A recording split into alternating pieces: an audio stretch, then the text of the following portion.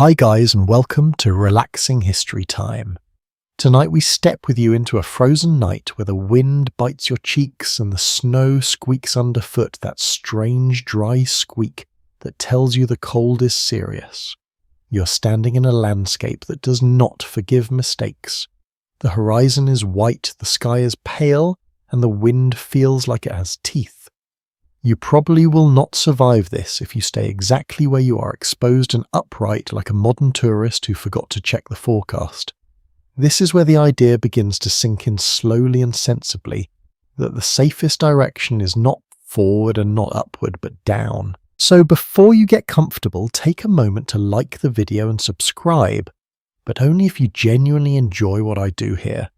And while you are settling in, maybe tell me where you are listening from and what the local time is. There is something comforting about imagining all of us drifting off together, scattered across time zones. Now dim the lights and feel yourself lower into the story as if you are crouching, then kneeling, then pressing your hands into cold soil that smells faintly metallic and damp. You are a member of a small community living near the edge of what is survivable. Winter is not a season here so much as a long state of being. Snowstorms arrive without warning, and frozen winds can peel heat from your body faster than hunger ever could. A mainstream historical fact quietly hums in the background of your life. Prolonged exposure to cold kills more efficiently than starvation. Humans figured this out early, not through theory but through loss. You test the ground with your fingers. Beneath the crust of ice, the earth is surprisingly forgiving. It resists, yes, but it also promises something. The air does not stillness. Even now, as the wind howls overhead like an angry animal, the soil just a foot down is calmer, quieter, almost gentle. You realize that the ground remembers warmth. It holds it the way a thick blanket does, slowly releasing it back to you. People around you have learned this lesson already. You're not inventing underground life tonight. You're joining it. Someone nearby scrapes away the snow with a bone shovel, another tool that looks unimpressive until you remember that metal is still far in the future. Bone antler, stone and patience are what you have. A quirky tidbit slips in here almost playfully.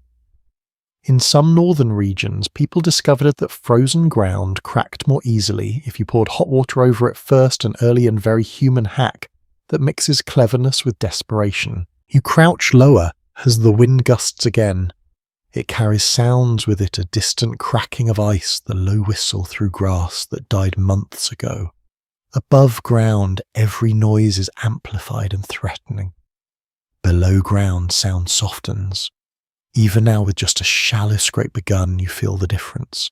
The earth absorbs sharpness. It turns chaos into a dull murmur. This is the blizzard line, that invisible boundary, where life above ground becomes optional at best. Crossing it does not require a map. Your skin tells you, your breath tells you. The elders tell you too, though not with speeches. They tell you by pointing downward, by already working, by not wasting words when the cold is this efficient. As you dig, you understand something quietly profound. Going underground is not about hiding from the world. It is about choosing a different relationship with it. Snow piles up above you, but it also becomes insulation. Wind screams overhead, but it cannot find your face. The earth becomes a collaborator. You are not conquering nature here.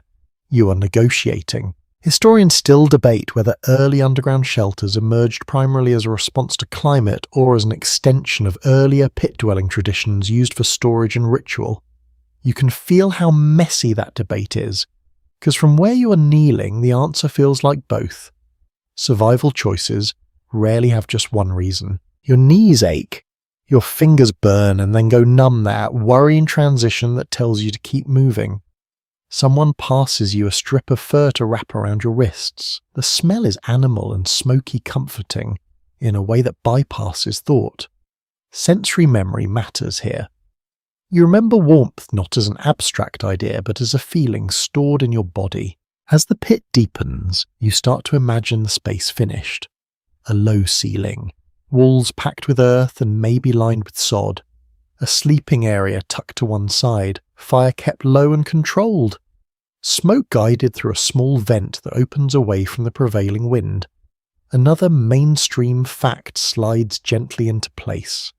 Smoke inhalation is dangerous in enclosed spaces, and ancient people learned to manage airflow with surprising sophistication long before anyone wrote equations about it. You pause, leaning on your tool. The storm intensifies. Snow rattles across the surface like dry seeds in a gourd. You smile faintly because down here it already sounds distant. The earth edits the world for you. There is fear, of course. The idea of being buried even voluntarily presses against something primal. But fear competes with relief, and relief is winning. Underground temperature stays more stable. Underground predators have trouble surprising you. Underground, the night feels shorter somehow. You think about time. Above ground, time is marked by sun and stars you cannot see through clouds. Below ground, time becomes softer. It stretches. It blurs. You will sleep longer here deeper. Modern scientists would later note how reduced light alters circadian rhythms, but right now you just know that your eyelids feel heavier when the wind cannot scream at them. Someone laughs quietly nearby, a brief sound, quickly swallowed by soil. Community does not disappear underground, it concentrates. You're closer to each other physically, emotionally. Arguments cool faster when warmth is shared and space is limited. That is not romantic, it is practical. As the first shelter takes shape, you brush dirt from your hands and feel it cling to your skin. You smell earth, smoke, fur, and human breath. These are the scents of survival. Above you, the storm continues its performance, dramatic and dangerous. Below, you're already stepping into a different world, one measured not by blizzards, but by how deep you're willing to go. You lower yourself a little further, testing the space, feeling the calm thicken around you. The blizzard line is now somewhere above your head, and for the first time tonight, your shoulders drop. You have chosen the direction that keeps you alive. You are still crouched low, your knees pressed into the earth, when the cold reminds you that it's not just weather. It is a hunter. It prowls. It waits. It watches for moments when you pause too long or breathe too shallowly. Above ground, the wind keeps moving, never tiring, scraping heat from skin the way a blade scrapes bark. You have felt it already. The sting, the numbness, the strange temptation to stop caring. That is how it gets you. As you settle deeper into the shelter, you realize that cold does not simply surround you. It shapes your decisions, your habits, your thoughts. This is not poetic exaggeration. It is a lived fact for people in frozen regions across history. One mainstream historical truth is that hypothermia can set in even when temperatures are only slightly below freezing, especially when wind and moisture are involved. You do not need dramatic Arctic conditions to die, you just need exposure. You pull a fur tighter around your shoulders. The sound of the storm above becomes a muted roar, like the sea heard from far inland. Down here the air is still. Stillness is precious. Moving air steals warmth. Still air guards it. That simple principle drives so many of the choices you see around you.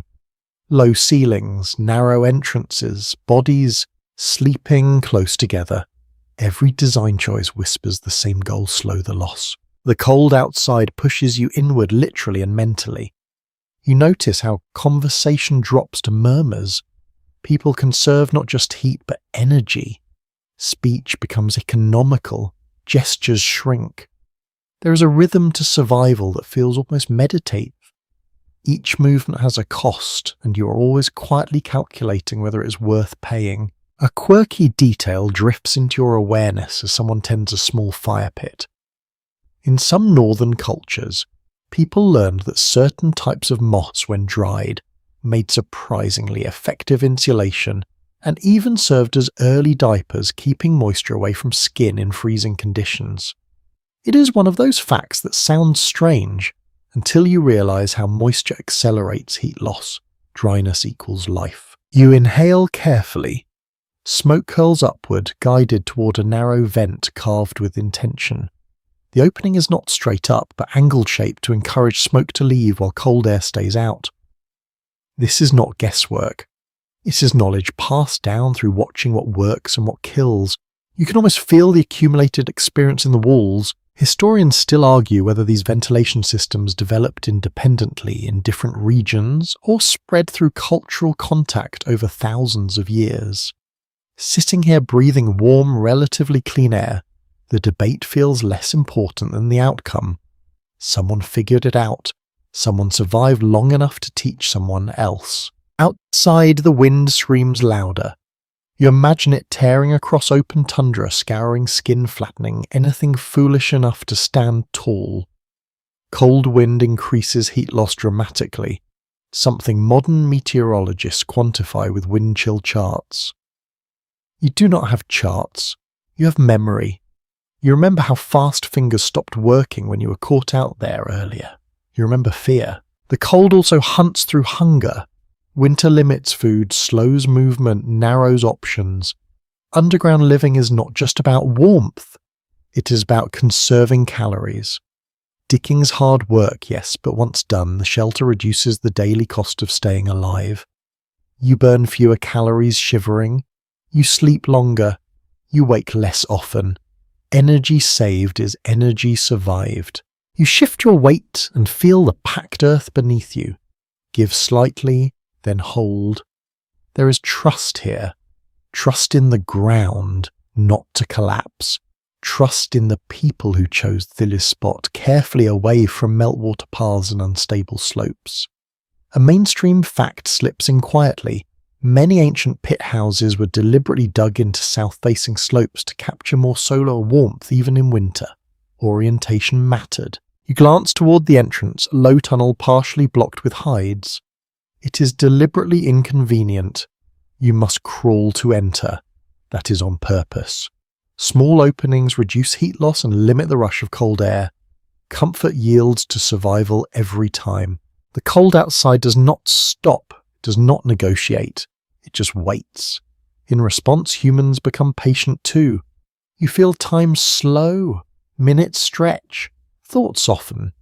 This is a different kind of alertness, not the sharp panic of exposure, but the low, steady awareness of endurance. Someone near you hums softly, almost unconsciously. Sound travels differently here. It feels closer, warmer. Storytelling, you realize, will thrive in spaces like this. Long nights demand something to fill them. Later, myths will grow here, shaped by flickering firelight and shadows on earthen walls. There is risk, of course. Underground shelters can flood, smoke can linger, disease can spread in close quarters. But outside, the risk is immediate and absolute. The cold does not compromise, it kills cleanly. You tuck your hands under your arms, copying the posture of those around you. Body language is learned fast in these environments. What keeps one person alive becomes habit for the group. Cultural knowledge is embodied, not written. As the storm continues, you feel a quiet gratitude for gravity, for the simple fact that warmth rises and cold sinks, and that by lowering yourself into the earth you have stepped into a gentler layer of the world. The cold can still hunt you, but down here it has lost the advantage. You breathe slowly. The earth presses back steady and unyielding. Above, winter rages. Below you endure, adapting in small, smart ways that add up to survival. You start to notice the earth differently now. Not as something you walk on, but as something that holds you. The soil around your shelter feels dense and quiet, packed with layers of history you cannot see but somehow sense. When the wind howls above the ground, absorbs its anger, and gives back only a low, comforting hush, it is easier to forget how loud the world is until it goes silent. Here earth becomes shelter in the most literal sense. Dirt, stone and turf are no longer obstacles to be cleared. They are materials chosen carefully for what they offer. One widely accepted historical fact is that underground and semi-underground homes maintain a more stable temperature than surface structures, staying cooler in summer and warmer in winter. You feel that stability now wrapped around you like a steady breath. You run your fingers along the wall. It is cool but not freezing, moist but not wet. There is a balance here that feels intentional, even if no one ever explained it with numbers. The earth regulates itself. It resists extremes. People learn to trust that long before the word insulation existed. Someone nearby presses sod blocks into place along the upper wall. The grass still clings to them, roots tangled and alive. Once stacked and packed with soil, they will dry into something firm and surprisingly durable. A quirky little fact drifts in as you watch. In some regions, people discovered that turf cut in late summer insulated better than turf cut in spring, possibly because of the denser root structures. No one wrote that down, they just noticed who stayed warmer. The smell in the shelter shifts as more earth is exposed. It is rich and faintly sweet, mixed with smoke and animal hide. Smell anchors memory. Long after you leave this place, if you ever do this, scent will mean safety to you. Historians continue to debate whether early underground homes were seen primarily as permanent dwellings or as seasonal refuges. Sitting here, that distinction feels artificial. Life does not divide itself so neatly. You use what works when it works. Permanence is a luxury for climates that forgive mistakes. You think about stone. In some places, earth alone is not enough. Rocky ground demands different solutions. People stack stones, seal gaps with clay-lined walls with slabs that hold heat from the fire and release it slowly through the night. Thermal mass, modern engineers would call it. You just call it not waking up shivering. There is comfort in knowing that the earth will still be here long after this storm passes. Snow melts, wind moves on, the ground remains. Choosing it as shelter feels like choosing the most reliable member of the landscape. You shift, settling into a shallow depression lined with hides and dried grass. Bedding matters. Direct contact with cold ground can drain heat quickly. Another mainstream fact quietly appears. Conductive heat loss is one of the fastest ways the body loses warmth. Layers between you and the soil are essential. People learn this the hard way through stiff limbs and mornings that never came. Someone passes you a bundle of dried plants to tuck under your side. It crackles softly. Sound here is muted, but textures speak. Every rustle is amplified by the quiet. You become more aware of touch, of pressure, of warmth moving slowly between bodies and materials. Earth's shelters also hide you, not just from weather but from eyes. Smoke vents are subtle. Roof lines blend into the land. From a distance there is nothing to see. This is not just comfort, it is strategy. In times of scarcity, invisibility is safety. A strange and slightly fringe idea lingers in your thoughts. Some anthropologists have suggested that living partially underground may have influenced how ancient people perceived the boundary between the living world and the spirit world, with the earth seen as a womb or a threshold. You glance at the packed soil around you and feel how easy it would be to imagine stories growing from this place. The ceiling is low enough that you must stay aware of your posture. You cannot stand fully upright. That changes behavior. Movements become slower, more deliberate. There is less pacing, less restless motion. The space encourages stillness. Maybe that is part of its power. Outside, the storm continues its work, piling snow that will add even more insulation above your head. Snow is not just an enemy. It is also a blanket trapping air in tiny pockets. People here know that once snow settles, the cold becomes easier to manage. The worst part is the wind, and you are already beyond its reach. Historians still argue over how much planning went into early underground dwellings versus how much was improvised in response to sudden weather events. Watching hands pack soil, stack sod and smooth walls, you suspect the answer shifts with circumstance. Planning and improvisation are not opposites. They are partners. You rest your head back and feel the gentle firmness of the earth behind you. It does not move. It does not creak. It does not complain. There is something deeply calming about that. Wood bends, fabric flaps, earth simply holds. As your breathing slows, you realize that choosing the ground as shelter is not a sign of retreat. It is a sign of understanding. You have learned where the world is kind, and you have placed yourself there, wrapped in soil and quiet, waiting out the cold with patience and trust. You are no longer guessing. The people around you have done this before many times in many winters. What you are watching now is experimentation that has already been tested, refined, and quietly corrected by failure. The pit deepens with purpose. The walls slope slightly inward, not by accident, but because straight sides collapse more easily when the ground freezes and thaws. Experience has taught this lesson without mercy. Early underground shelters rarely began as fully formed homes. Archaeological traces show shallow depressions first scraped just enough to break the wind. From there, people learned what depth offered the greatest return for the effort. Dig too shallow and the cold still claws at you. Dig too deep and water darkness and collapse become real threats. Balance is everything. You kneel beside someone chipping at frozen soil with a stone blade hafted into antler.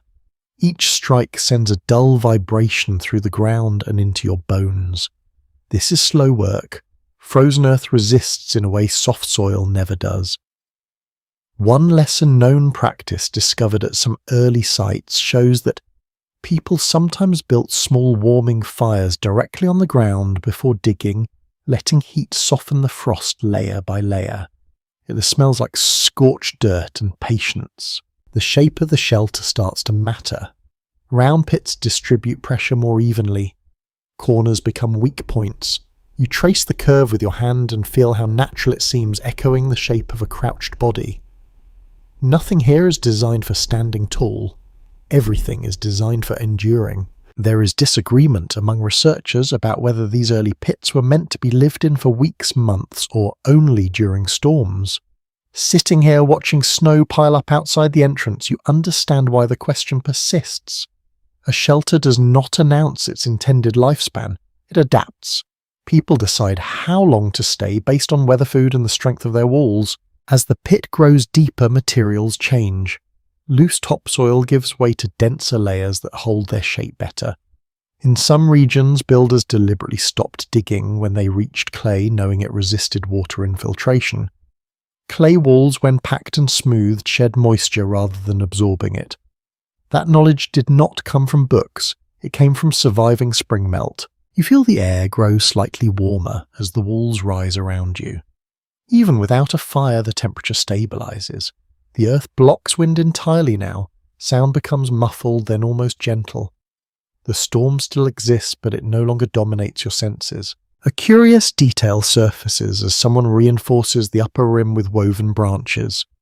In a few ancient sites, archaeologists have found evidence that these branch rings were replaced seasonally, suggesting an early understanding of material fatigue. Wood that bends under snow load eventually weakens, replacing it before failure becomes habit. Your hands are dirty, cracked, and aching. You rub them together and feel grit embedded in your skin. Dirt works its way into everything. It becomes part of you. Cleanliness is not the goal here, function is. The entrance tunnel is carved last. It slopes downwards, slightly forcing cold air to sink and stay outside while warmer air pools inside. This simple design feature appears again and again in distant cultures separated by oceans and centuries. Independent invention seems likely driven by the same physics and the same need. Experts still question whether these early shelters should be classified as houses, or as something closer to technology tools made of earth rather than stone. The distinction blurs quickly when your survival depends on the shape of a wall. You crawl into the nearly finished space and turn slowly, testing it. There is room to lie down, to sit, to share warmth. There is no wasted volume. Everything serves a purpose. The ceiling feels close but not oppressive. It holds the weight of snow without complaint. Outside, the wind roars with renewed strength. Snow hisses against the ground. Inside, you hear only a low murmur like distant surf. The difference feels profound. You realize that these first underground experiments are not failures or half measures. They are careful steps into a quieter world. Each pit, each wall, each collapsed roof teaches something. Knowledge accumulates in soil and muscle memory. As you settle back, letting others finish packing the walls, you feel a small satisfaction. This space did not appear magically. It was argued into existence by cold shaped by hands and refined by survival. It is humble, imperfect, and very likely enough. You wake without fully waking. There is no sharp line between sleep and awareness down here. The darkness stays consistent, the temperature barely shifts, and your body drifts instead of jolting. When you open your eyes, you cannot tell if minutes or hours have passed. That you learn quickly is one of the strange side effects of living close to the earth. These shelters are not meant to be permanent monuments, they belong to seasons. When the ground freezes and the wind becomes dangerous, people move inward and downward. When warmth returns, they rise again. Ethnographic records from cold climate societies show clear patterns of seasonal movement with underground or semi-underground homes used primarily during the harshest months. Mobility is survival. You sit up slowly, brushing dirt from your sleeve. Around you others stir. No one rushes. Time behaves differently here. Above ground, daylight demands action. Below ground, the body sets the pace. Hunger, warmth, and rest replace clocks. Seasonal thinking shapes everything. Food stores are calculated to last through darkness. Tools are repaired before winter begins. Shelters are dug when the ground is still workable, then occupied when digging becomes impossible. There is planning here, but also flexibility. If a storm comes early, plans adjust. If winter lingers, people stay put longer than expected. A small but fascinating observation from excavated sites suggests that some groups deliberately left certain underground homes partially unfinished during warmer months, returning later to complete them quickly when cold set in. It is an efficient use of labour, like laying the foundation for comfort before it is urgently needed. There remains discussion among specialists about whether underground living influenced social hierarchies during winter. With limited space, private areas shrink. Status becomes less visible. You glance around and notice how little separates one sleeping place from another. Proximity enforces equality, at least temporarily. You help tend the fire. Fuel is precious. Too much flame overheats the space and wastes resources. Too little and damp creeps in. The sweet spot is learned through trial, through nights of sweating and nights of shivering. Modern thermal studies confirm that small, steady heat sources work best in insulated spaces, but here the lesson lives in habit, not data. Children adapt fastest. They learn to move quietly, to play games that fit small spaces, to listen. The underground world trains patience. Voices soften. Sudden movements disappear. Even laughter finds a gentler tone. You notice the walls again. They seem closer now, not because they moved, but because you have adjusted. Your sense of personal space recalibrates. The shelter feels less like a hole and more like a room. Familiarity breeds comfort. Some researchers propose that seasonal underground living may have influenced the development of storytelling traditions, as long winter nights required mental stimulation when outdoor activity was limited. You imagine tales growing longer, more detailed, shaped by firelight and repetition. Stories become tools just like shelters. Outside, the storm has eased, but no one rushes out. The ground above is still hostile. Snowdrifts hide hazards. Cold air pulls at the surface. Underground, the environment remains forgiving. Leaving too soon carries risk. You eat slowly, savouring warmth as much as flavour. Meals are simple, efficient, shared. Underground life reduces waste naturally. Everything must be carried and stored carefully, protected from moisture and pests. The earth helps here too, keeping temperatures stable and slowing spoilage. There is an unspoken understanding that this way of living is temporary but necessary. No one dreams of staying buried forever. The ground is a refuge, not a prison. When spring comes, the pull upward will be strong. For now, you settle back, listening to breath, to the faint crackle of fire, to the soft settling sounds of packed soil. Seasonal homes create seasonal minds. You think in weeks, not years. You plan for survival, not expansion. As you drift again, half awake and half asleep, you realize that moving underground for winter is not retreat. It is rhythm. A slow, sensible response to a world that changes its rules every year. When the digging begins again, you feel it in your shoulders first. A deep, familiar ache settles, in the kind that comes from repetitive effort against stubborn resistance. Frozen ground does not yield easily. It demands tools that can endure cold impact and time and hands willing to move slowly without giving up. You reach for a digging implement made from antler, its tip polished smooth by years of use. Stone blades are lashed in place with sinew tightened carefully so they will not loosen when temperatures drop. This is a quiet truth learned early on. Materials behave differently in cold. Things become brittle. Bindings shrink. What holds in summer may fail in winter. Archaeological findings across northern regions show consistent use of bone antler and stone tools for excavation long before metal appears. These materials absorb shock better than early metals and do not conduct cold as aggressively. You feel that difference immediately when your grip stays usable instead of numbing instantly. Progress is measured in inches, not feet. Each strike sends a dull thud through the earth. Sometimes the ground fractures cleanly. Sometimes it refuses, forcing you to change angle to listen. Digging becomes a conversation between tool and soil. One odd detail uncovered at several sites suggests that people sometimes sang or hummed while digging, possibly to maintain rhythm and conserve energy. It sounds romantic until you try it and realize how practical it is. Rhythm prevents wasted motion. It keeps effort steady. You switch tools as fatigue sets in. No single implement does everything well. Flat blades scrape, pointed tips pry, hands finish the work. Fingers numb, then sting as blood returns. You pause often, tucking hands under your arms, breathing slowly until sensation creeps back. There's been long-standing debate among specialists about whether frozen ground was intentionally avoided when planning shelters or deliberately chosen for its structural stability once excavated. Standing here, you suspect the answer depends on timing. Dig when the frost is shallow, then let winter harden the walls into something nearly rock solid. You notice how the soil changes colour as you go deeper. Dark organic layers give way to pale, compacted earth. Each layer tells a story of seasons of growth and decay. You're cutting through time as much as dirt. Tools are repaired constantly. A chipped edge is not discarded. It is reshaped. A cracked handle is reinforced. Nothing is wasted. Underground living encourages maintenance.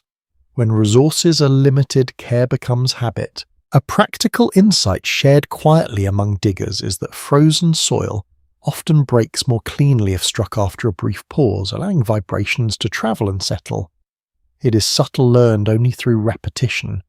Modern experiments confirm that timing impacts fracture patterns, but here it is instinct. You glance at the growing pile of excavated earth already being shaped into low berms and insulation. Digging creates materials for building. Nothing is removed without purpose.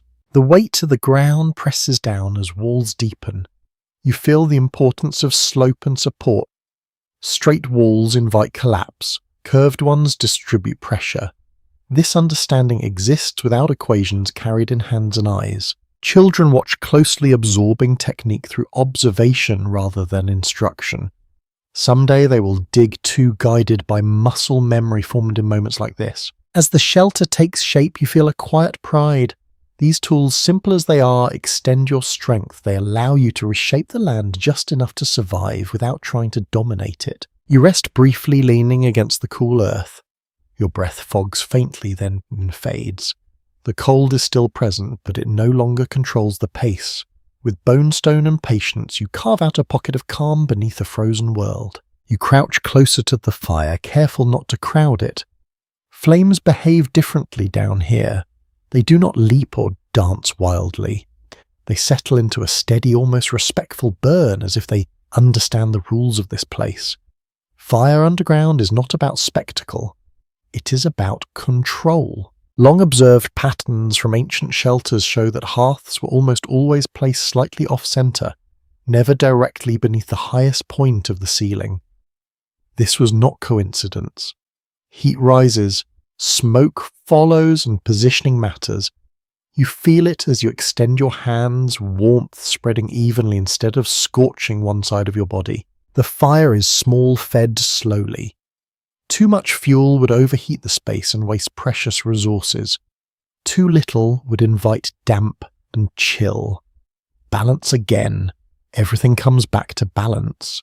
You watch someone feed the flames with thin strips of dried wood and compacted dung, both chosen because they burn steadily rather than explosively. One surprising detail uncovered in several northern dwellings is the presence of carefully arranged stones around hearths, not for decoration but for memory.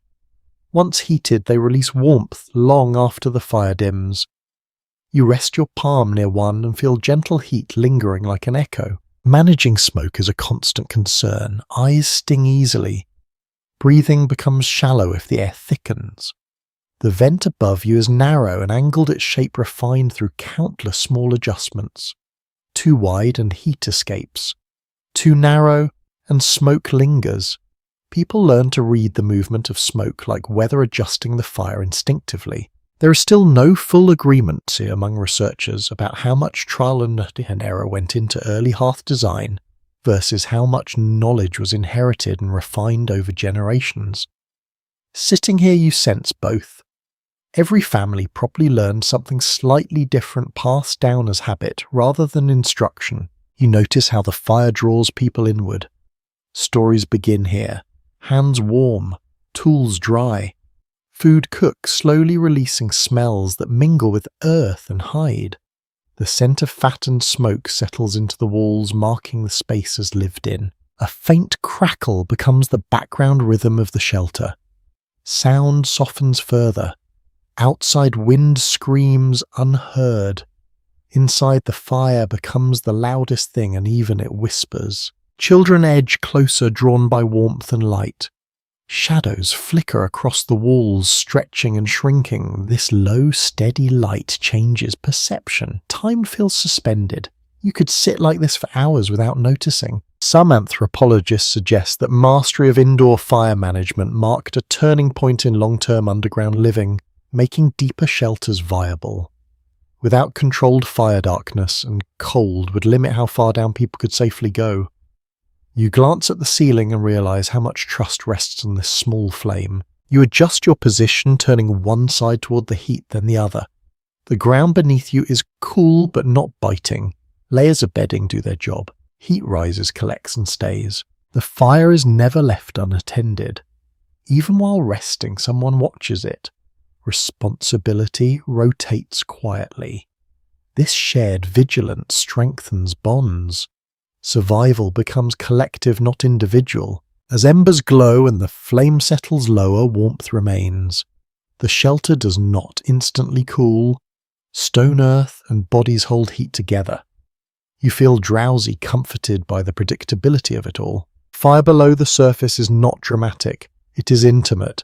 It hums instead of roars. It asks for patience and offers safety in return. You let your eyes close, trusting that the quiet knowledge built into this place will hold through the night. You wait to the faintest shift in air, a subtle change that your body notices before your mind does. The fire has burned lower and the shelter breathes differently now. Underground spaces have their own quiet circulation, and over time you learn to feel it on your skin. The air moves slowly, guided by small openings and temperature differences rather than wind. Evidence from ancient dwellings shows careful attention to airflow, even in very early underground homes. Small vent side tunnels and offset entrances appear again and again in excavated sites. These features allowed smoke to escape while keeping precious warmth inside. You are living proof of how well that worked. Your breathing feels easy, your eyes clear. You sit up and listen. There is no coughing, no sharp smell of stale smoke. That is not luck. It is design, shaped by observation. People noticed which shelters left them dizzy and which allowed them to wake refreshed. Those lessons stayed. A curious practice appears in a few sites that still puzzles researchers. Some vents seem deliberately blocked or unblocked at different times of day, possibly using hides or wooden plugs. This suggests active management of airflow, adjusting for weather conditions rather than relying on fixed openings. You imagine someone quietly rising at night to shift a cover, keeping the balance just right. The air carries layers of scent. Smoke, earth, cooked food, human presence. None of it overwhelms the others. The shelter smells lived in, not suffocating. You inhale deeply, appreciating how rare that is in enclosed spaces. There is ongoing discussion among scholars about how much knowledge of airflow was intuitive versus learned through shared instruction. It is tempting to imagine instinct guiding everything, but patterns across distant regions hint at deliberate design choices passed through generations. You notice how the ceiling curves gently toward the vent, encouraging smoke to drift upward naturally. Heat follows the same path. Cooler air settles near the floor and entrance, creating a slow, invisible loop. Modern engineers would recognize convection at work. You simply feel comfort. Moisture is another enemy quietly managed here. Too much damp invites mold chills, bones ruins bedding. The venting helps regulate humidity as much as smoke. You touch the wall and find it cool but dry. That balance takes effort. A small detail catches your attention. Near the vent opening, the earth is darker, slightly hardened by repeated exposure to smoke. Over time, this creates a natural lining that resists erosion. It is an accidental improvement discovered only after years of use. Children are taught early to respect the vent. No blocking it with bedding. No playing near it with loose material. These rules are enforced gently but firmly.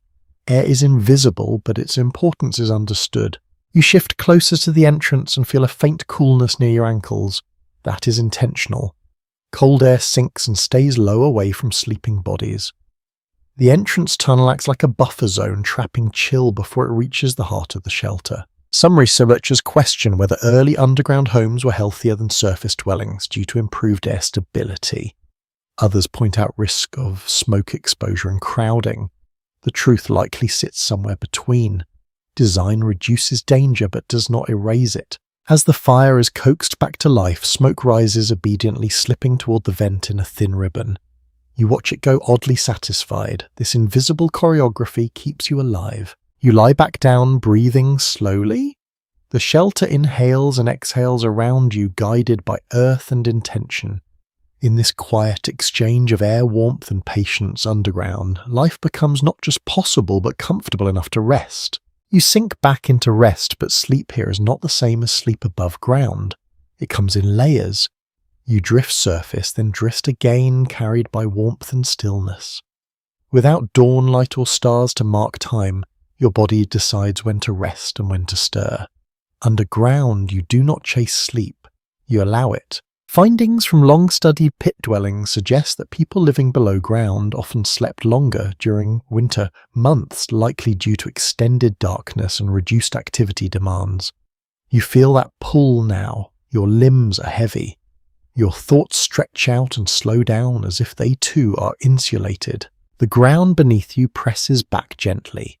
Bedding made of hides, grasses, and furs separates your body from the soil, but you still feel its presence. There is a sense of being held rather than lying on something. This closeness changes posture. You curl slightly. Many do. It conserves heat and feels natural in confined spaces. An unusual detail noted at some sites is the careful placement of sleeping areas farthest from entrances, even if that meant less headroom. Warmth pools there. Privacy does not matter as much as temperature. You tuck yourself into the deepest part and feel the difference immediately. There is debate among sleep researchers about how reduced light exposure affects long-term sleep patterns in underground settings. Some argue it encourages deeper rest. Others suggest it disrupts natural rhythms. Lying here, breathing slowly, you suspect the body adapts when survival is at stake. Sound fades further as you settle. The fire murmurs. Someone shifts nearby. A child sighs in sleep. These sounds feel close, reassuring. Silence here is never empty, it is shared. You notice how dreams come more vividly. Darkness sharpens imagination. With no visual distractions, the mind turns inward. Some cultures believe dreams carried messages during winter, when the earth closed overhead, and spirits felt nearer. Whether or not that is true, dreams feel heavier, more textured. You wake briefly, unsure why. Perhaps the fire changed. Perhaps someone moved. You listen, then relax again. The shelter remains steady. Walls do not creak. The ceiling does not drip. Trust grows with each undisturbed moment. Another subtle benefit of underground sleeping becomes clear.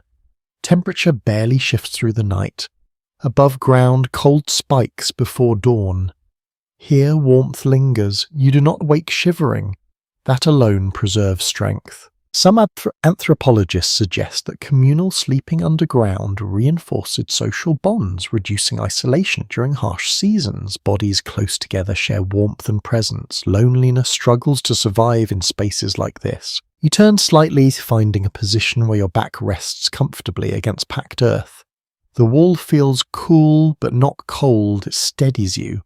The sense of enclosure is calming, like being wrapped tightly in blankets. Sleep takes you again deeper this time. Thoughts soften, stretch, dissolve. Underground rest is not dramatic, it is gentle. It comes from knowing the storm cannot reach you here. As you drift, the world above fades completely. Snow piles higher, wind spends itself. Down here, time thickens, slows, and finally lets you go. Morning does not arrive with light. It arrives with movement, a soft shuffle, a quiet breath. Someone sitting up slowly so they do not bump the ceiling. You open your eyes and see the same darkness you fell asleep in, but it feels different now. Lighter somehow.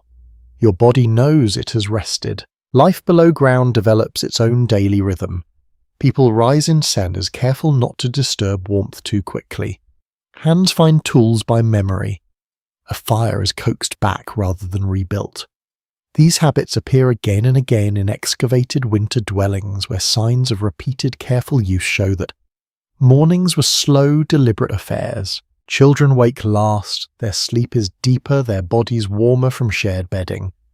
When they stir, they do so quietly, blinking in the dim light. There is no rush to send them outside. The world above remains hostile. Food preparation begins close to the hearth. Storage pits open. Frozen fish, dried meat, compacted berries. Everything is dense, efficient, chosen for longevity rather than pleasure. Still there is comfort in routine. Warm broth steams gently, adding moisture to the air. A small, easily overlooked detail from some underground homes suggests that certain areas were swept clean daily while others were left intentionally rough. This likely helped manage pests and moisture. Cleanliness here is strategic, not aesthetic. Space is limited, so tasks overlap. Someone repairs a tool while another tends food. Conversation flows softly, often pausing altogether. This is not awkward, it is restful. There remains no full agreement on how underground living reshaped family dynamics during winter months. Some believe closeness reduced conflict. Others suspect tension increased with confinement. Watching people move around each other with practiced ease, you sense both outcomes were possible. Women's work shifts here. Tasks that required outdoor movement in warmer seasons now move inward. Crafting, mending, food preparation all happen close together. Men, children, elders all participate. Survival blurs rigid roles. You notice how children learn by watching. No formal lessons. They observe how to handle fire, how to move in tight spaces, how to respect the shelter. Mistakes are corrected quietly. Safety depends on shared awareness. The ceiling feels lower now that you're fully awake, but it no longer bothers you. Your body has adjusted. Posture changes. You stoop automatically. Underground life trains humility in the literal sense. A curious behavior appears in some groups. People mark days by small changes inside the shelter, moving objects or adjusting sleeping arrangements rather than tracking light. Time becomes something felt rather than seen. Outside, someone checks conditions through the entrance tunnel. Cold air slides in briefly, sharp and unwelcome. The hides are replaced quickly, the message is clear. Not yet. As the morning settles, you feel a calm alertness. Energy is conserved. Nothing is wasted. Underground living rewards patience and awareness. You sip something warm and feel it spread through you. The shelter hums with quiet life. Morning has come even without the sun, and you move gently within it, prepared to wait out winter. One careful day at a time. Food takes on a different importance underground. It is not just nourishment. It is planning made edible. You watch as storage pits are opened with care. Their contents checked, rotated, protected. These pits are often dug deeper than living spaces where the ground stays cooler and more stable. Across many cold region settlements, excavations reveal clusters of such pits close to winter shelters, suggesting food and shelter were designed together. You kneel beside one and peer in. The air smells faintly sweet and earthy. Dried meat hangs from a wooden frame. Frozen roots sit wrapped in bark. Fat is stored in sealed skins. Everything has its place. Underground storage slows decay, limits exposure to scavengers, and buffers temperature swings. It is a quiet triumph of planning. One unexpected detail found at several sites is the deliberate lining of storage pits with layers of ash or crushed charcoal. This may have helped absorb moisture and deter insects. It also leaves a clear signature in the soil, centuries later a soft grey layer that tells a story of careful thinking. Managing food underground requires discipline. Opening pits too often lets warmth in and cold out. Everything is measured. Portions are smaller but steadier.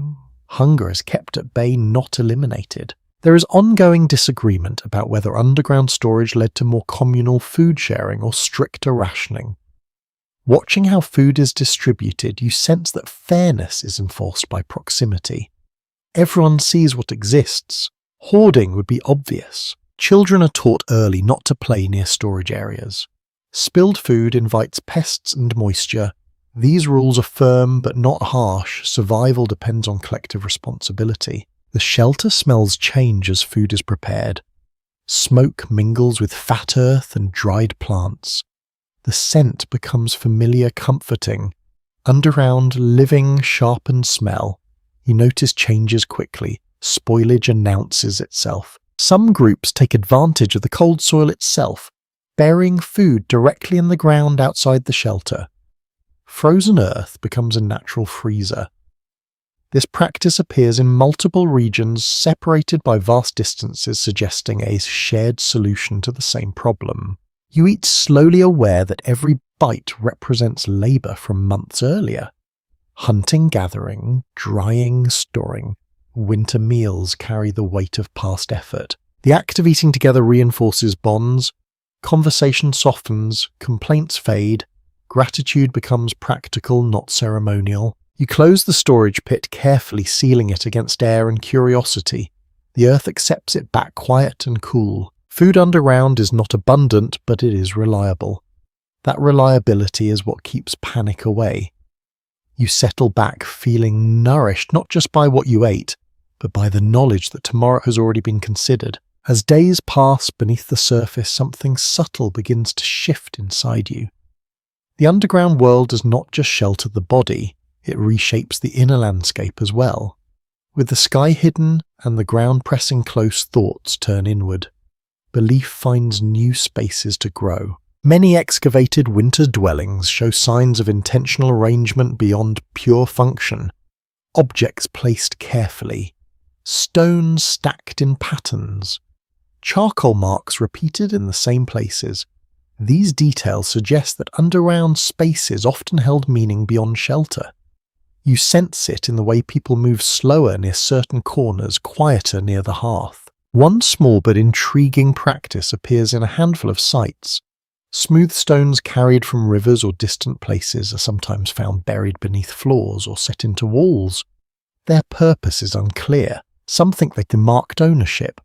Others believe they were protective tokens. You run your fingers along one and feel its cool, polished surface, comforting in its familiarity. There is no single answer agreed upon regarding how underground living influenced spiritual thought.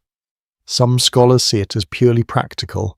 Others point to the symbolism of entering the earth, returning to something older and deeper. Sitting here wrapped in soil and warmth, it is easy to imagine stories forming. Firelight plays on the walls, casting slow-moving shadows. Faces appear and fade. The ceiling feels closer at night, encouraging quiet reflection. Darkness is no longer empty, it feels full. Ritual does not require grandeur here. It happens in small gestures. A shared pause before eating. A hand placed briefly on the earth before sleep.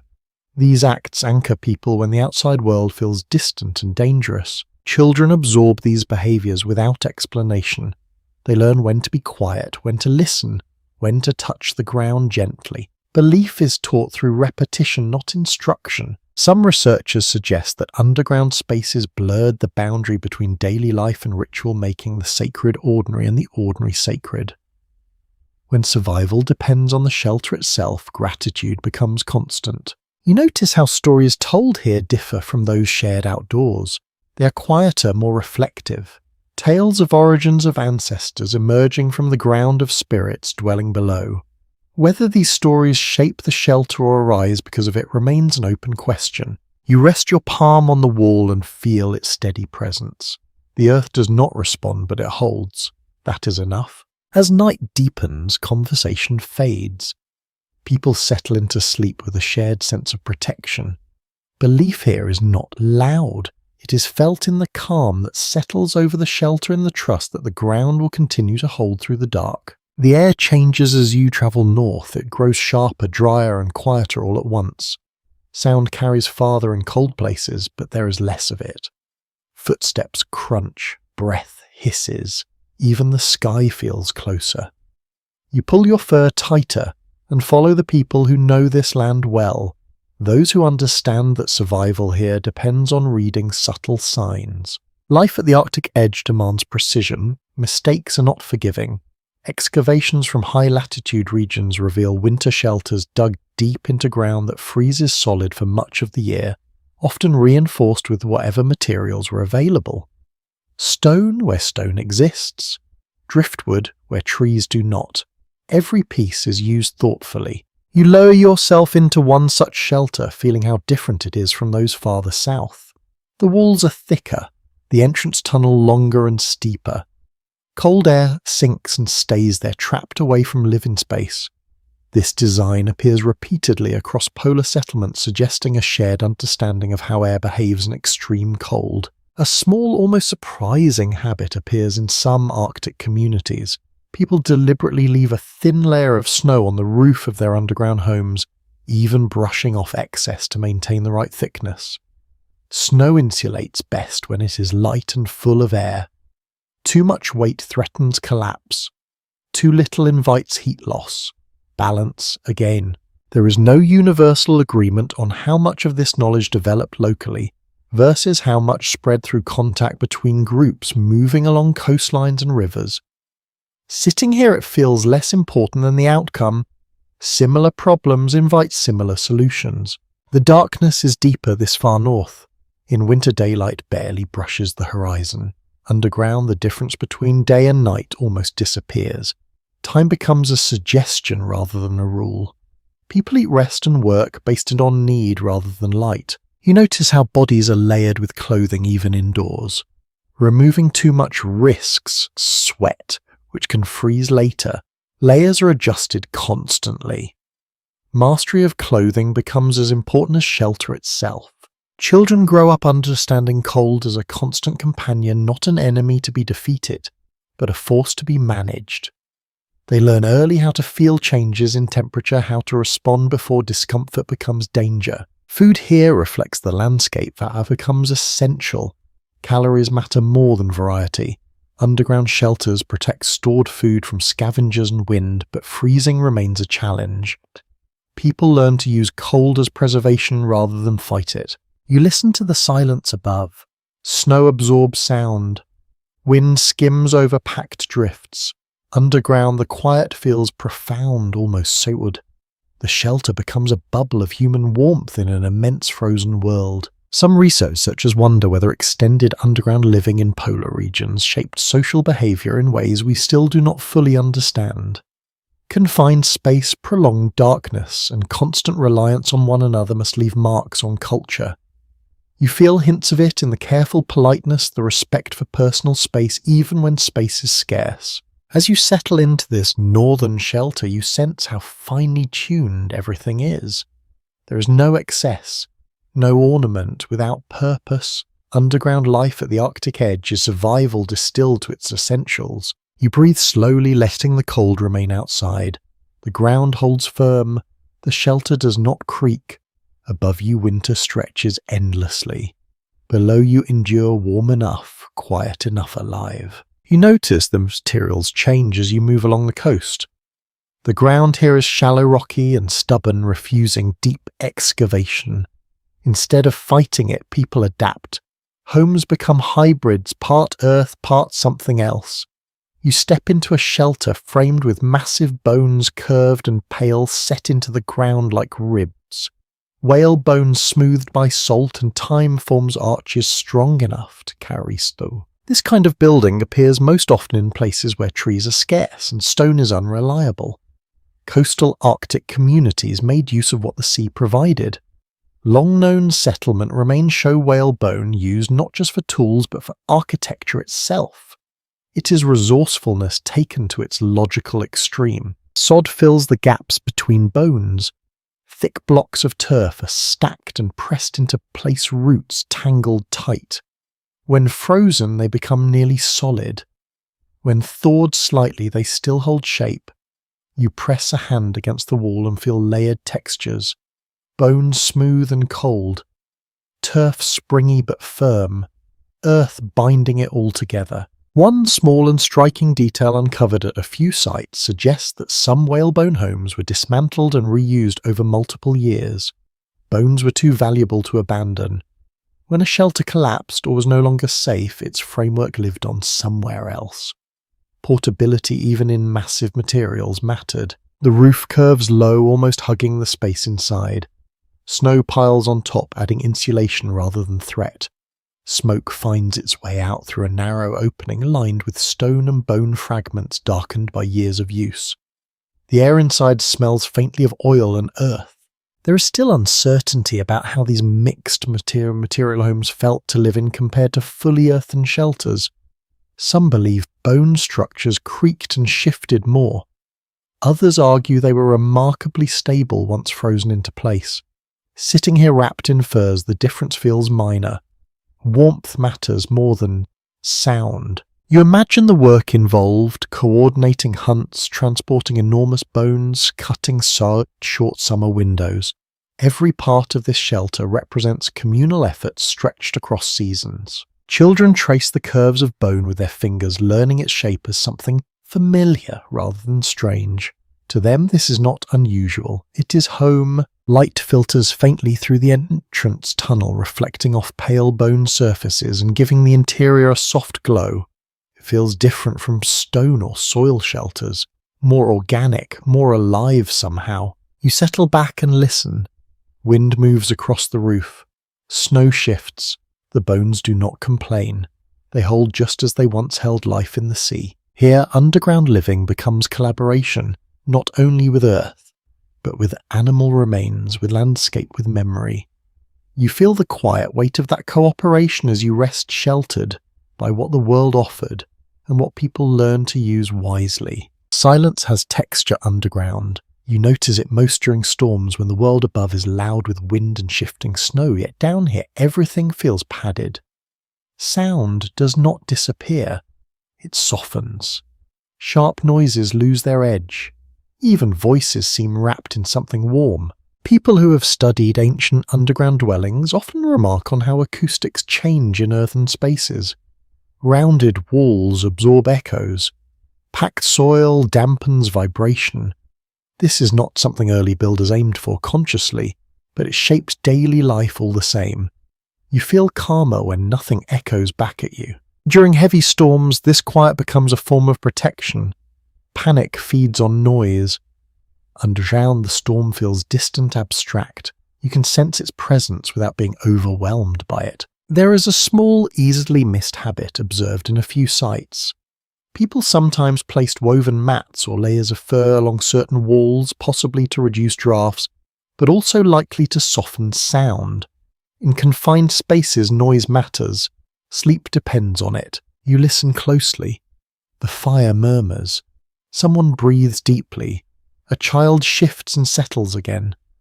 These sounds are intimate, reassuring. They confirm that everyone is still here, still safe. Some researchers wonder whether the muted soundscape of underground life influenced communication styles, encouraging quieter speech and greater attention to subtle cues. When loud voices feel intrusive, gentleness becomes habit. The absence of wind noises is especially striking. Above ground, wind dominates everything. It fills ears, erases conversation, creates constant tension. Below ground, you can finally hear yourself think. You rest your head against the wall and feel the faintest vibration as someone moves nearby. The earth transmits weight, not noise. It tells you where people are without startling you. Over time, silence becomes something you seek rather than fear. It signals safety, it allows rest. Outside, snow continues to fall. You imagine it piling higher, sealing the shelter further, increasing insulation. Underground, the world narrows to breath, warmth, and shared presence. You close your eyes and let the quiet carry you, knowing that even in the heart of a storm, you are wrapped in calm. You notice how difficult it is to find what you cannot see. Underground, that becomes an advantage. From above, the land looks empty. Snow smooths everything into gentle curves. Paths vanish. Smoke disappears quickly into cold air. Anyone passing by would see nothing but winter. People living like this understood the value of being unseen. Shelters were dug into slopes hidden behind drifts, entrances disguised with brush or snow blocks. Traces left by daily movement were brushed away deliberately. Staying alive sometimes meant not being noticed at all. Accounts from ancient settlements show winter villages that seem to vanish from the landscape during cold months. Archaeologists only find them centuries later by reading subtle changes in soil and vegetation. To enemies or rivals passing through these places would have appeared abandoned. You crawl toward the entrance and peer out carefully. The tunnel curves just enough to block sight lines. Someone standing outside would have to get very close, almost on top of the shelter, to realize it was there. Even then, nothing moves. Nothing betrays life. A small habit emerges in a few regions. People sometimes kept decoy fire sites away from shelters, shallow pits that showed signs of past use. They suggested abandonment while drawing attention elsewhere. It is a clever trick born of necessity. There is uncertainty about how often underground living was chosen primarily for defense rather than climate. Cold alone is reason enough. But scarcity brings conflict, and conflict sharpens strategy. You can feel that awareness in the careful way entrances are guarded and smoke managed.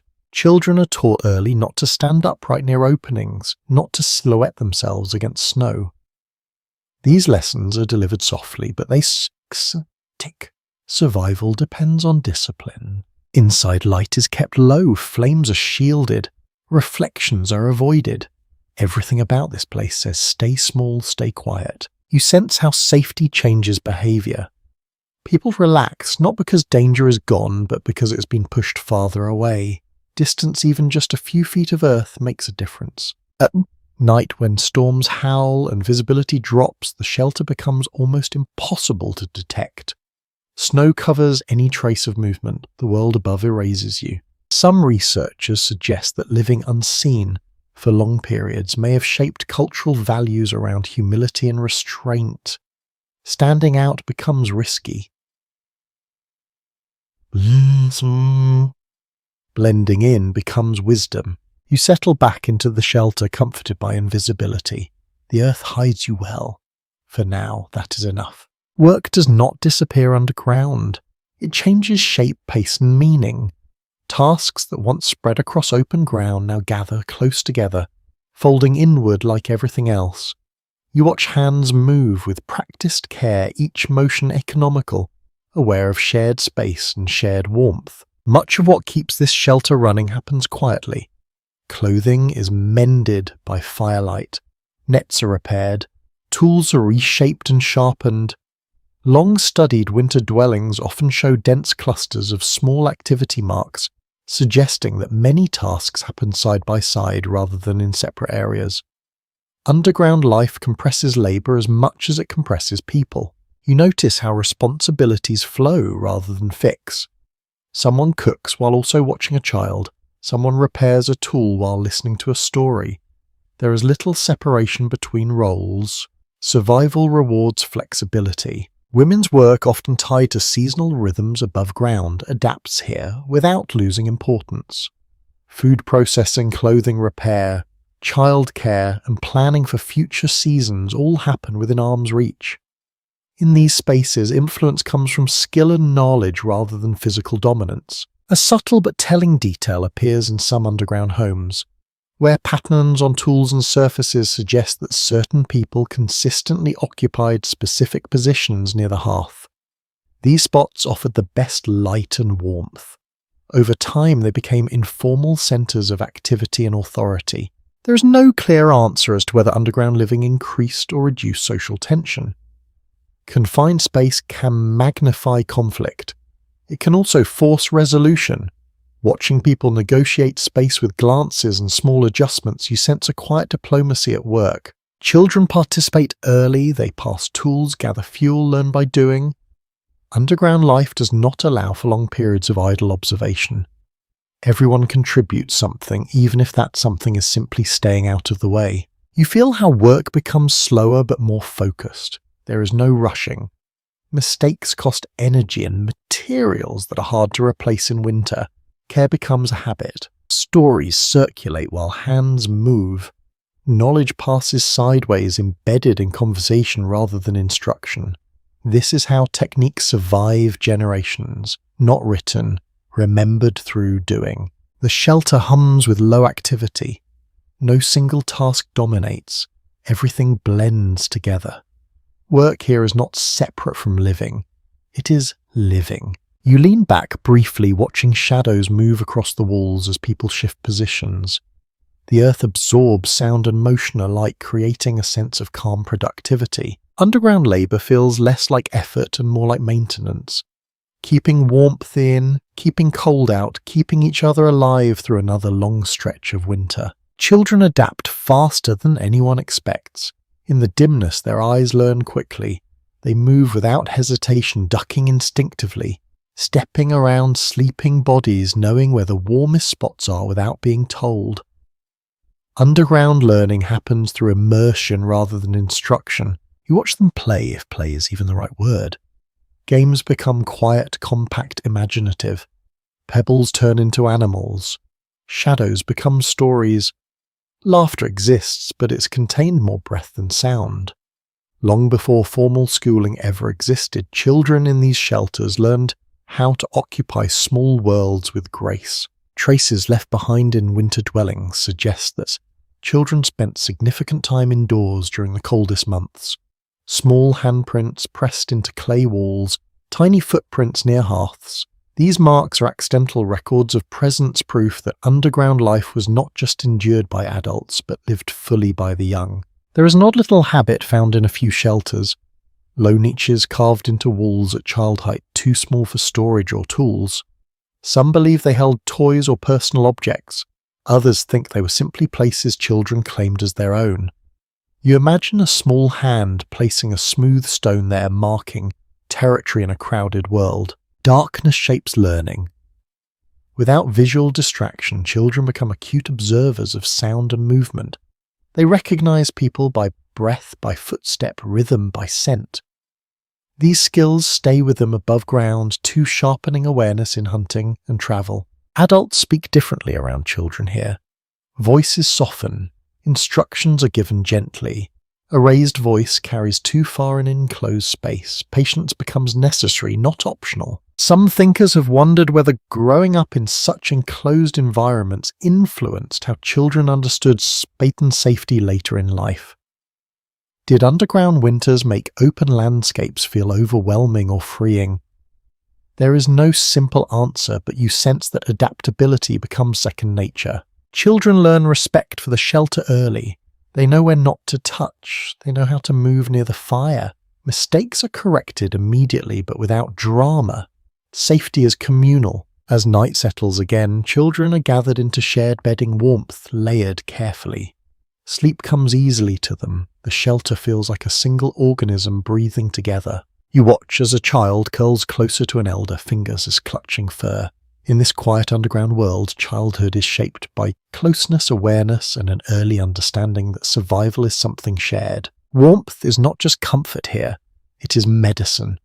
You feel it in your joints when you rise in your breath, when it no longer stings in the way fingers remain flexible instead of stiffening into uselessness. Underground life changes how the body responds to winter. People who live like this know that cold invites sickness. Chills settle deep. Coughs linger. Bones ache. Keeping the body warm is not indulgence. It is prevention. You watch how bedding is arranged carefully, how elders are kept far from drafts, how children are wrapped a little tighter than everyone else. The shelter holds heat well, but it also traps breath, moisture and closeness. Too much of any one thing can turn comfort into risk. You notice how small adjustments happen constantly. Bedding aired briefly near the fire, walls wiped where damp gathers. These habits keep illness from spreading. There is a quiet understanding that smoke is both ally and threat. It warms and preserves, but it irritates lungs if allowed to linger. You've seen shelters abandoned simply because air became too heavy. People learn quickly when something makes breathing hard. A small telling detail appears in the way certain whole herbs are stored near sleeping areas. Dried plants with sharp scents crushed and tucked into bedding or hung near the hearth. They soothe breathing mask odours and perhaps do more. No one explains it. It's simply done. Some winters are worse than others. Illness spreads despite precautions. In close quarters, coughs pass easily. Fever is feared. You sense how carefully people watch each other, noticing subtle changes in colour and energy and breath. Underground living reduces exposure to wind and snow, but it does not eliminate danger. Moisture can creep in. Mould can grow. Darkness can hide injuries until they worsen. Balance remains the constant challenge. You touch the wall and feel it cool and dry. That dryness matters. Damp cold is harsher than dry cold. This shelter keeps the worst of it away. Rest becomes part of healing.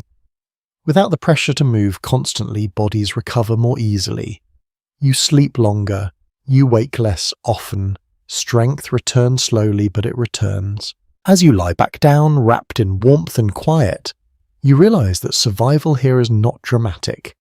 It is careful, it is observant, it is built from small acts repeated every day, keeping illness just far enough away to endure another winter. Stories sound different underground. Words do not travel far before they are caught by earth, so voices drop naturally. Tales unfold slowly with pauses that feel intentional. You sit close to the fire, knees drawn in listening. As someone begins a familiar story without announcing it, there is no need. Everyone recognizes the opening rhythm. Long nights invite this. When darkness stretches and movement is limited, memory becomes entertainment and instruction at once. Stories pass on roots, warnings, values, and comfort. You notice how certain phrases repeat across nights, anchoring listeners the way landmarks anchor travelers. Someone gestures toward the wall as they speak, tracing a shape in the dirt. The story involves the earth itself, a place people come from and return to.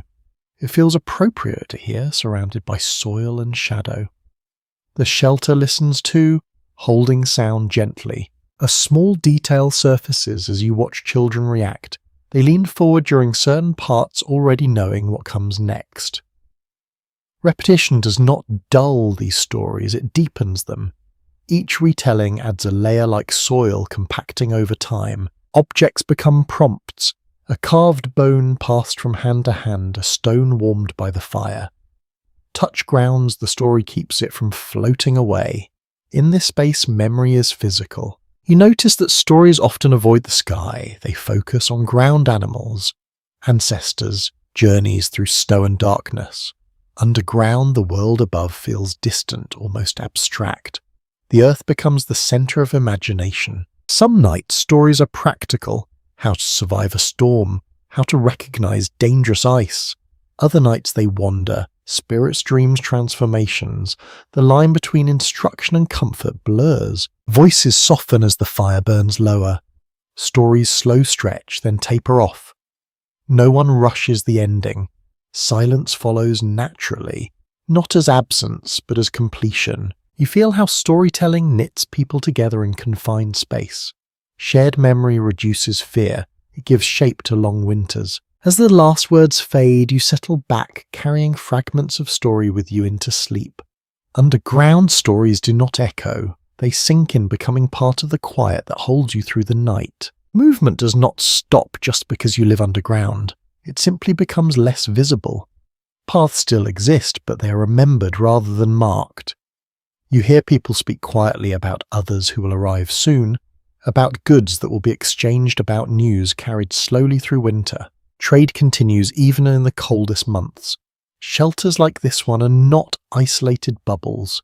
They are nodes in a wider network. Items found far from their natural sources turn up in underground homes. Stone from distant quarries, shells from warmer coasts, pigments that do not belong to this soil. These things arrive by hand, by sled, by patient travel across frozen land. You imagine someone approaching now, their presence announced not by sight but by sound, carried faintly through the entrance tunnel. Boots scrape ice. A voice calls softly. The shelter responds, opening just enough to let cold in briefly, then sealing it out again. A curious pattern appears in some winter settlements. Trade items are often stored close to entrances rather than deep inside. It allows for quick exchange without fully exposing the shelter. Caution shapes commerce here. You watch as bundles are unpacked, furs inspected, tools compared, food traded carefully, no one rushes. Winter trade depends on trust and restraint. Mistakes are costly. Information moves with goods, stories of weather ahead, news of herds, warnings of danger. Underground shelters become listening posts as much as homes. You sense how these exchanges prevent stagnation. Even buried in winter, people remain connected. The world does not shrink as much as it seems. As the visitors leave, the shelter closes again. Quiet returns, but the knowledge and objects they brought remain small reminders that even underground life is part of something larger. You settle back, warmed by the thought that survival here is not isolation. It is cooperation stretched across snow and silence. You sense it before anyone says it out loud. The shelter feels different. The air shifts. There is a tension that does not come from cold alone. Winter has a way of pressing harder some days than others, and tonight it feels heavier, closer, as if testing the walls. Snow has been falling for a long time now. Not the light drifting kind, but the dense, steady kind that piles weight upon weight. You hear it faintly, a muted thump now and then as it settles. Someone crawls toward the entrance tunnel and checks the roof supports by touch, pressing upward, gently listening for give. The bones and sod hold, but they always do until they do not. Shelters like this are built to endure storms, but no one forgets that the earth can fail. Their meltwater can seep in unexpectedly. Roofs can sag under too much snow. You have seen what happens when walls soften and collapse inward. The memory stays sharp. A quiet routine begins. People take turns checking key points. The vent is cleared carefully so it does not seal shut. Snow is brushed from the roof where possible, not too much, just enough to ease the load. These movements are calm practiced. Panic would only waste energy. Children are guided closer to the center, wrapped tighter, distracted with murmured stories and gentle tasks. Fear is managed as deliberately as fire. You notice how everyone listens more closely now. Not just to the storm, but to the shelter itself. The faint creak of stod settling, the whisper of snow sliding, these sounds carry meaning. Sometimes winter wins small battles, a drip appears where none existed before. A patch of wall darkens with moisture. When that happens, people respond immediately. Bedding is moved, earth is packed tighter, ash is sprinkled to absorb damp, nothing is left unattended. There are winters remembered for being especially cruel. People speak of them quietly as warnings rather than legends. Nights when shelters had to be abandoned, when families moved through storms seeking safer ground. Those memories shape how carefully everyone behaves now. You sit still, conserving warmth, trusting the structure and the people maintaining it. Outside, the storm spends itself slowly. Inside, patience holds. Eventually the snow eases. The sounds soften. The weight above stops increasing. Relief spreads without words. You breathe out, realizing how closely survival here is tied to attention. Underground life works because people listen, adjust, and respond before small problems grow large. Tonight the shelter holds. That is enough. When the worst of winter loosens its grip, the change is subtle at first. You feel it more than you see it. The air carries a hint of moisture instead of pure cold. Snow sounds different when it falls heavier, less sharp. Underground the shelter responds slowly, but you notice the shift all the same. The ground begins to change its behaviour. Packed earth that once felt like stone softens just enough to press back when touched. Water moves again, quietly finding old paths. People pay close attention now. Thaw can be as dangerous as deep cold. Too much melt too fast and the shelter becomes vulnerable. Over many generations, people learn to read these transitions with care. Signs appear inside first, walls darken slightly. The air smells richer, heavier. Fire behaves differently, smoke lingering a moment longer before drifting out. These cues tell you that winter is loosening, even if snow still blankets the land above. You watch as small adjustments begin. Drainage channels are cleared, bedding is lifted and aired near the hearth. Food stores are checked more often. This is not panic, it is anticipation. Some winters end abruptly, others fade slowly, stretching patience thin. No one knows which it will be. Stories circulate of years when warmth came early, followed by sudden freezes that caught people unprepared. Those memories shape caution now. Children grow restless. Their games shift toward a movement toward imagined journeys above ground. They press closer to the entrance tunnel, peering out whenever allowed. The world beyond has been waiting a long time. You sense how underground living is never meant to be permanent. It is a response, not a destination. The shelter does its job by holding through the worst, then letting go when the time is right. As thaw continues, the shelter breathes differently. Moisture increases, warmth fluctuates. Comfort gives way to watchfulness. Staying too long becomes a risk. People begin to talk quietly about moving up again, about repairing surface structures, about paths to check and stores to relocate. Plans unfold gently, without urgency, but with intent. You sit near the wall and feel it cool and slightly damp against your back. The earth is waking. It no longer wants to hold you quite as tightly. When the moment comes, it will be clear. For now you wait, balanced between seasons, listening. As winter loosens and the ground prepares to release you back into the light, leaving the shelter happens quietly. There is no ceremony, no sudden rush upward. You ease into it the way you eased into lie below ground, one careful movement at a time. The entrance tunnel is cleared wider now. Snow is pulled back. Cold air flows in more freely, no longer an enemy but a signal that the balance has shifted. You step outside and blink against the pale light. It feels brighter than you remember. The sky looks vast after weeks of low ceilings. Your body straightens slowly, muscles stretching into space they almost forgot existed. Breathing feels different too, sharper, less contained. The shelter behind you does not disappear. It simply becomes something else. An emergency refuge, a storage place, a memory. Many underground homes were never fully abandoned. Signs of repeated reopening appear in their walls, layers of repair markings, seasons stacked on seasons. You look back once, committing its shape to memory. Above ground, life rearranges itself quickly. Snow is packed down into paths. Tools stored below are brought up. Shelters made of wood and hide are repaired or rebuilt. The world feels noisy at first. Wind carries sound again. Voices travel farther. You notice how people move differently now. Steps lengthen, gestures widen. There is relief in it, but also caution. Winter teaches restraint that does not vanish overnight. A small but telling habit emerges.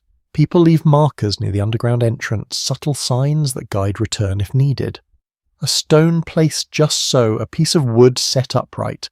Nothing obvious to outsiders, but enough for those who know. Children run farther than they have in months, then stop abruptly, unused to so much space down. Laughter rings out louder than before, surprising everyone.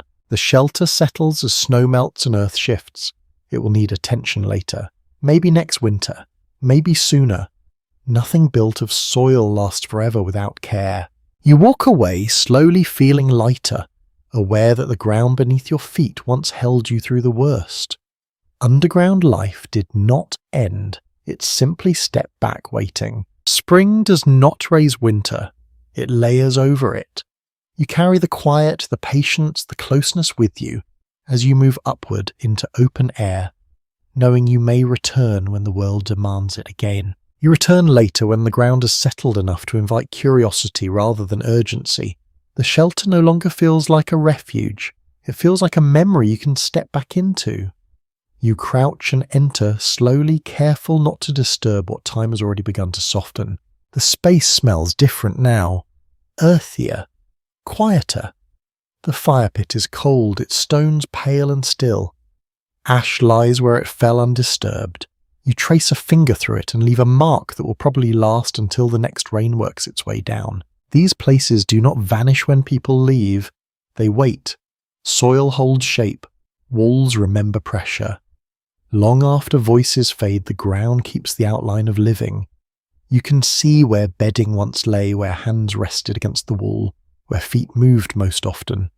Patterns linger. When people much later uncover shelters like this, they do so slowly, brushing away layers with care. They read soil the way others read tracks. A darker patch where food once stored, a hardened surface where fire warmed the ground again and again. Even without words, the shelter tells its story. You notice something small near the wall, a smooth stone tucked into a shallow hollow. It feels deliberate. You do not know why it was placed there, only that it was. Some things resist explanation. They remain personal even across centuries. The shelter roof has sagged slightly, just enough to suggest time passing. Nothing dramatic, just the slow return of earth to earth.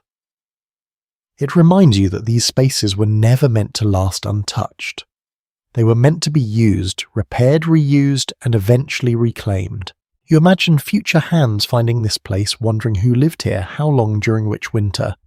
They will piece together fragments and make careful guesses.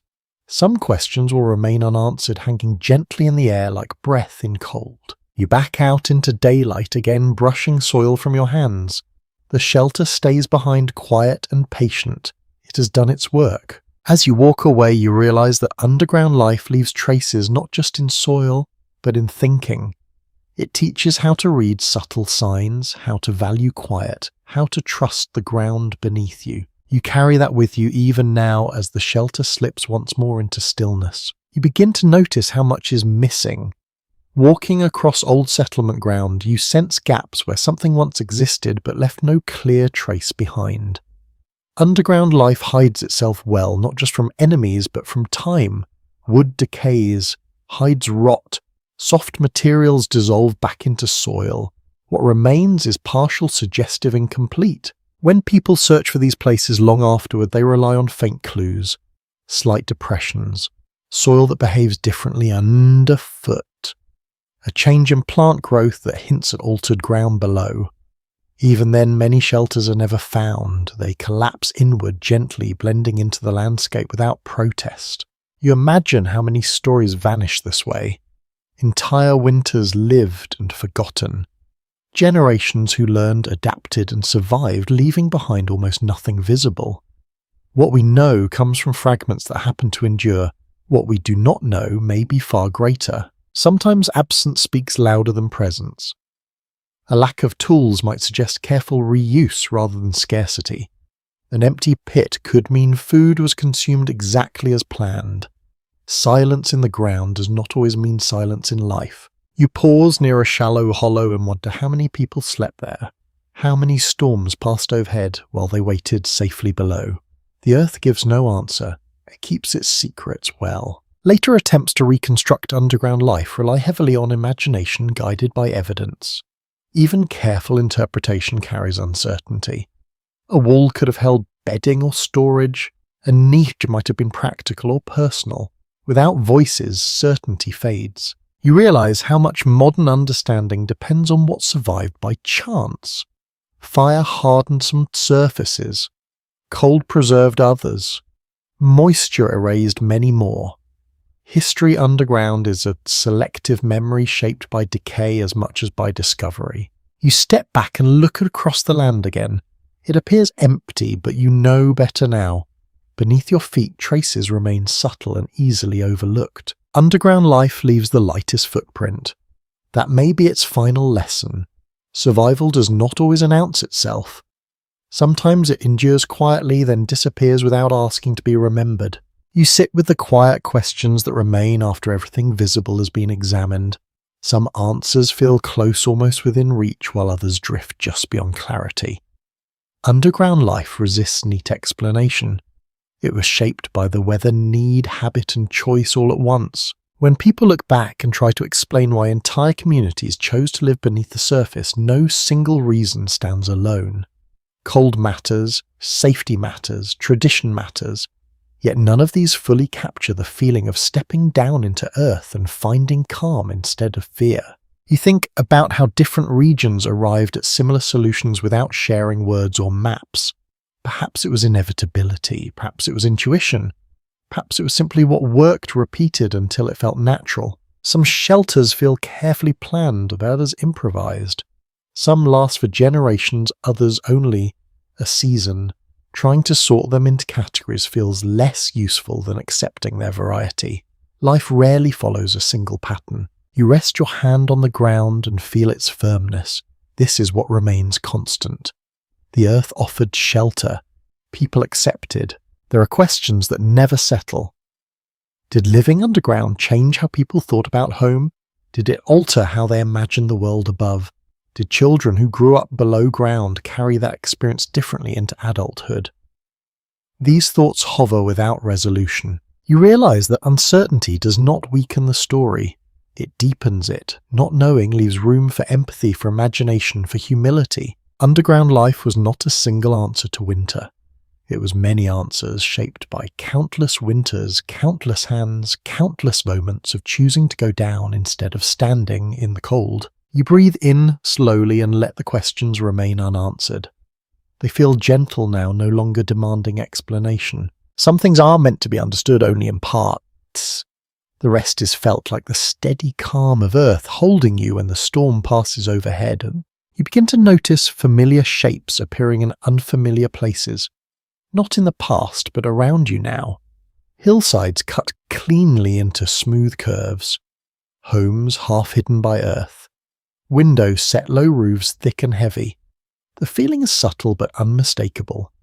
Ideas do not vanish when people stop using them. They wait. You walk past a modern building tucked into a slope and feel a strange recognition. The temperature inside is steady. Sound softens. Wind loses its voice. Someone chose to work with the land instead of against it. The logic feels ancient, even if the materials are new. Underground thinking never truly left. It surfaced again whenever fuel grew scarce, when storms intensified, when quiet became valuable. In different times and places, people returned to the same solution without needing to remember where it came from. You touch the cool wall of such a space and feel the same calm you felt long ago beneath packed soil. Earth still holds warmth, still shelters sound, still offers protection through mass and patience. There is comfort in realizing that survival knowledge does not belong to one era. It drifts forward, reshaped, renamed, but intact. What once kept families alive through brutal winters now keeps energy use low spaces, quiet lives calmer. You imagine the long thread connecting past and present, hands shaping soil, hands pouring concrete, different gestures, same intent. As evening settles, you find yourself drawn to lower spaces, quieter rooms. You dim lights. You sit close to walls. Old habits surface without The underground world fades gently, not disappearing, just blending into what came after. The earth remains beneath everything, waiting to be trusted again. You rest with that thought, feeling how deep knowledge travels, how calm endures, how going down sometimes leads forward. You pause and think back over everything the earth offered when it mattered most. Not comfort in the way soft things comfort, but reassurance in its steadiness. Underground life worked because it aligned with how the world behaves rather than trying to correct it. Cold sinks, heat rises, wind moves fast above and barely at all below. The shelter simply accepted these truths and settled into them. You remember how quickly panic faded once you stepped down and felt the stillness wrap around you, how noise softened, how warmth lingered. None of it required force, it required patience and attention. Survival came from listening. People who lived this way did not seek isolation. They sought balance. Going underground reduced effort at the hardest moments and preserved strength for when it was needed most.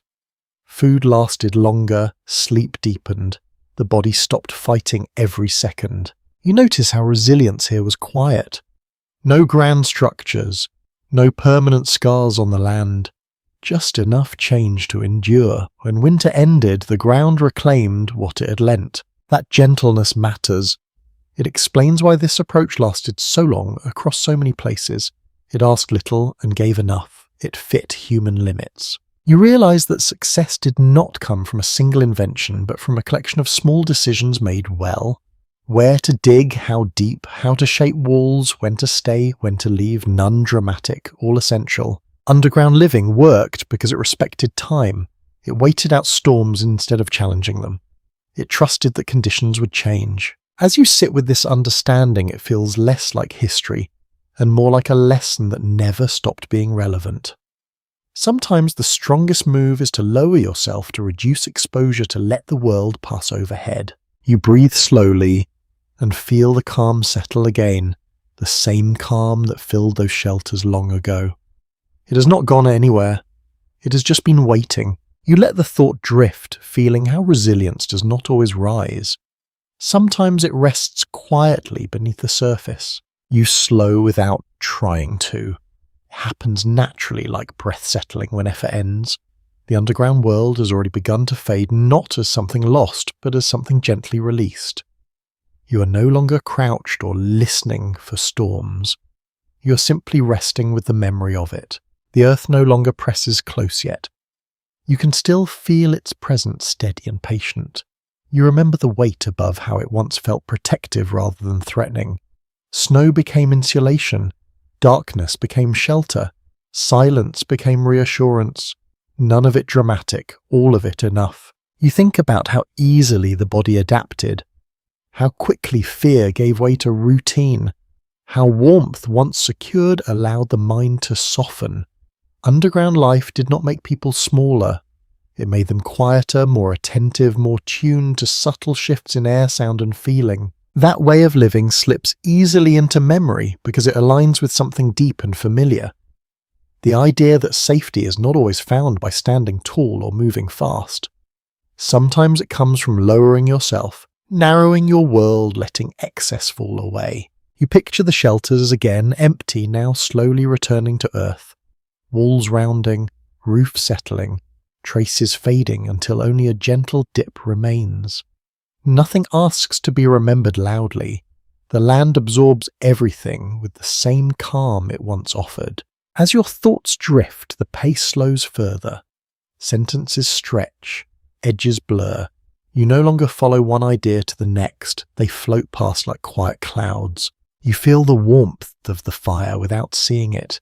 You hear the hush of snow without tension. You sense closeness without crowding. These impressions overlap, soften and blend. The underground world does not end. It simply becomes part of how you understand shelter, patience and rest. It reminds you that humans have always known how to endure, not by fighting the world endlessly, but by finding where it is kind and staying there for a while. Now the images dim. The earth recedes gently, breath slows, muscles loosen. There is nothing left to solve or remember clearly. You are safe, you are warm, you are allowed to let go. The quiet that once lived beneath the ground settles inside you instead. It spreads slowly, comfortably, like soil holding heat long after the fire fades. Stay here as long as you like. Sweet dreams.